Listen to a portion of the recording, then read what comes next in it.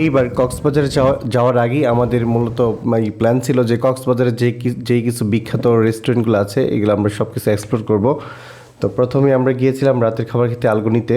আর আলগুনিতে খেতে বসে আমার যে অভিজ্ঞতা হলো, ওদের খাবার মান ভালো, মোটামুটি খারাপ তো বলা যাবেই না, মান ভালো।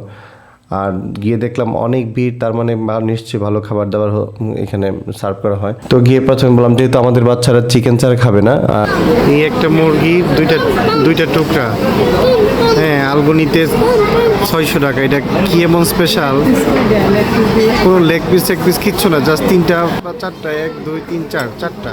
আর আমরা চিকেন অর্ডার করলাম। জিজ্ঞেস করতে বললো হাফ চিকেন হচ্ছে 350 টাকা আর ফুল হচ্ছে 700 টাকা।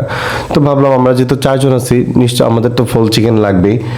আর ফুল চিকেন, আপনি একটা চিকেন যখন খাবেন তো আপনার একটা ধারণা কি আসবে, যখন কোনো রেস্টুরেন্টে গেলে বলবে যে হাফ হাফ মানে কি একটা চিকেনের অর্ধেকই তো, আর ফুল মানে একটা সম্পূর্ণ একটা চিকেন থাকবে, এটা স্বাভাবিক ব্যাপার।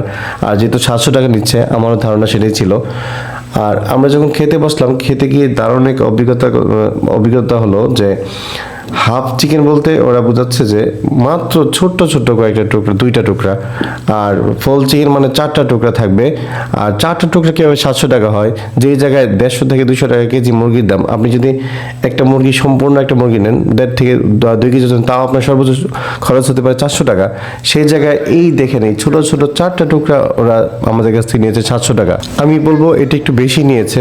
আলগনির যেহেতু একটা নাম দাম সুনাম আছে, একবারে যে কাস্টমার ঢুকলেই যে কাস্টমারকে একবারে ছিঁড়ে খেয়ে ফেলতে হবে এরকম না।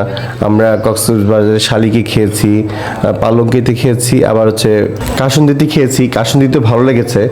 আর পরবর্তীতে আপনাদের সাথে আমি কাসুন্দির যে খাবার মান আর কাসুন্দির খাবারের যে রেটটা, এটা নিয়ে শেয়ার করব।